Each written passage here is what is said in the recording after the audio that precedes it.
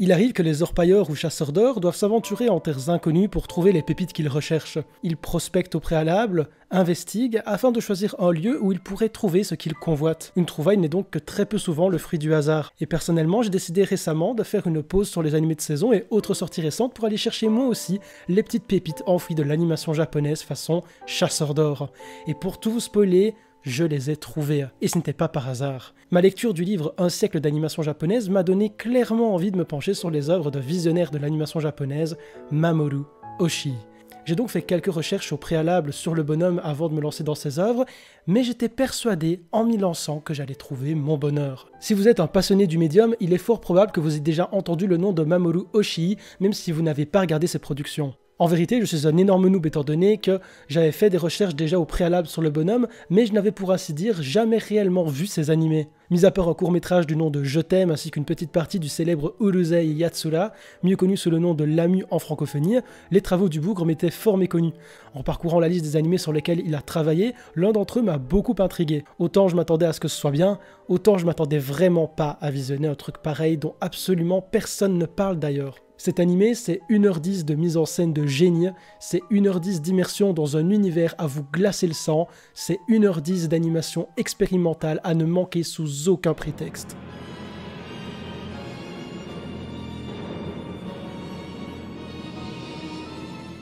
Disclaimer important, je ne garantis en rien que vous allez littéralement adorer l'animé que je vais vous présenter autant qu'il m'a plu. Mais qu'on aime ou qu'on n'aime pas, je pense très sincèrement qu'il est presque impossible de visionner cet animé et d'en ressortir indifférent. Tenchi no Tamago se passe dans un univers dont on ne sait pas grand chose. Un univers sombre dans lequel on suit une jeune fille qui prend soin d'un œuf et le transporte partout où elle va. Elle va également faire la rencontre d'un homme qui sera intrigué par le contenu de l'œuf et ils vont se balader dans la pénombre de cette ville fantôme, ou du moins s'y apparentant. Globalement, c'est ça, scénaristiquement parlant, il n'y a pas grand chose à noter de plus. Ce qui fait les trois forces majeures de cet animé, c'est en premier lieu son rythme, en second son ambiance, et enfin ses symboliques et ce qu'il nous raconte à travers celle-ci. Trois traits majeurs de cette œuvre qui sont intimement liés. Concernant le premier point, à savoir le rythme, il s'agit selon moi du critère qui vont faire en sorte que pas mal de personnes visionnant cet animé ne vont pas y adhérer, et qui pourtant est essentiel à Tenchi no Tamago pour qu'il soit une réelle réussite. Le rythme est ici volontairement lent car il permet plusieurs éléments essentiels contribuant à l'appréciation de ce film. Le premier, c'est qu'il permet grâce à son rythme de contempler, de prendre le temps de s'imprégner des décors, de faire attention à un maximum de détails, mais surtout de penser, d'émettre des réflexions en même temps que vous visionnez l'animé. Parce qu'ici, tout du long, on n'a pas vraiment de dialogue, on n'en apprendra pas énormément sur l'univers, et les personnages ne vont pas avoir des monologues intérieurs interminables pour nous donner de l'information. Non, les personnages, ils sont comme nous.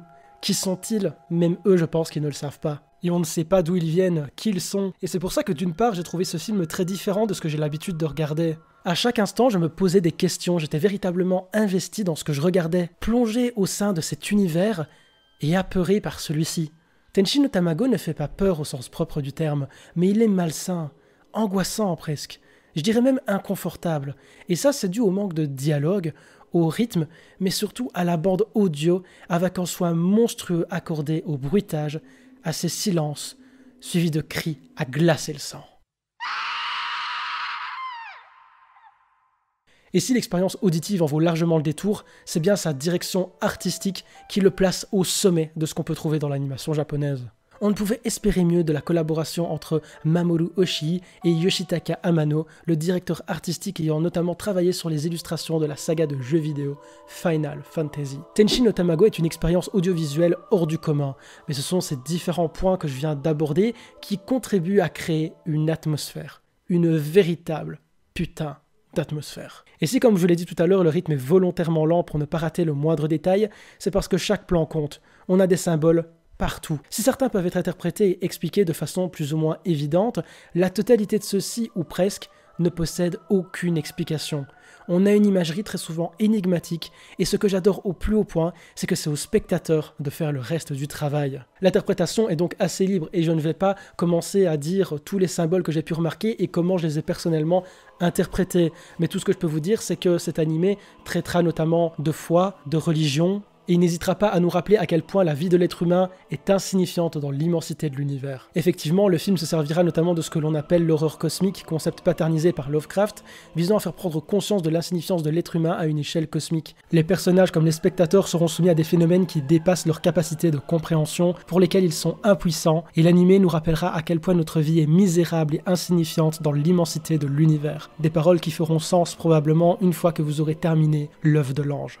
L'ensemble des thématiques abordées dans Tenchi no Tamago n'ont pas été choisies au hasard par l'artiste qu'est Mamoru Oshii, il s'agit même d'ailleurs ici de son œuvre la plus personnelle. Je vous ai dit que ça parlait de religion tout à l'heure, un thème qui tenait particulièrement à Oshii puisqu'il a lui-même mentionné qu'il avait perdu la foi au christianisme, lui qui était pourtant religieux, et ce film dépeint son désespoir existentiel face à l'effondrement de ses croyances. Dans cet animé, il pointera notamment du doigt la précarité de la foi et à quel point ça peut être bouleversant pour un individu de perdre tout ce dont en quoi il croit.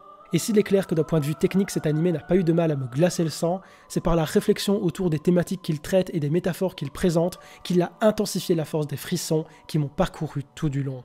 Tenchi no Tamago est véritablement un animé super mystérieux, et il serait présomptueux de ma part de dire que j'ai compris tout de A à Z. Mais ce que je peux affirmer, c'est que c'est une expérience unique, aussi bien sur son fond que sur sa forme. Mais quoi qu'il en soit, si je vous le présente aujourd'hui, c'est pour vous inciter à sortir des sentiers battus et expérimenter d'autres choses, expérimenter quelques pépites que l'on peut trouver dans notre médium, que ça vous plaise ou non. Parce qu'ici, on a véritablement une œuvre aussi intéressante que son créateur. Tenchi no Tamago va vous plonger face au mystère du début à la fin. Vous ne pourrez vous accrocher à aucun code que vous connaissez, vous ne pourrez que contempler cet animé qui vous fera suivre cette jeune fille protégeant son œuf, cette jeune fille protégeant ce en quoi elle croit. Et voilà, cette courte vidéo, je l'espère, est terminée. J'espère qu'elle vous aura plu et que ça aura permis à une poignée d'entre vous, ne serait-ce que ça, d'aller découvrir Tenchi no Tamago. D'ailleurs, vous n'avez aucune excuse étant donné qu'il est disponible même sur YouTube. C'est vraiment ici une vidéo improvisée car je comptais vraiment pas en parler à la base, mais quand j'ai terminé mon visionnage, je me suis dit, il faut que j'écrive un truc là-dessus, et j'avais vraiment envie de vous le proposer. J'aimerais vraiment savoir ce que vous avez pensé de cet animé dans les commentaires, donc n'hésitez pas à les faire péter, à aller le voir sur YouTube, puis revenir sur la vidéo pour me dire ce que vous en avez pensé, si c'était une belle découverte ou non. Si vous avez des œuvres peu connues qui méritent plus d'attention, n'hésitez pas à les mettre dans les commentaires, je les lis tous, je réponds à un maximum, et si c'est une œuvre pour laquelle je suis d'accord avec vous, qu'elle mériterait vraiment plus d'attention, alors j'essaierai de la mettre en avant sur cette chaîne. Sur ce, le like, l'abonnement, le partage, la cloche, tout ça, vous connaissez la routine. Et sur ce, je vous souhaite une bonne journée, une bonne soirée. À la prochaine.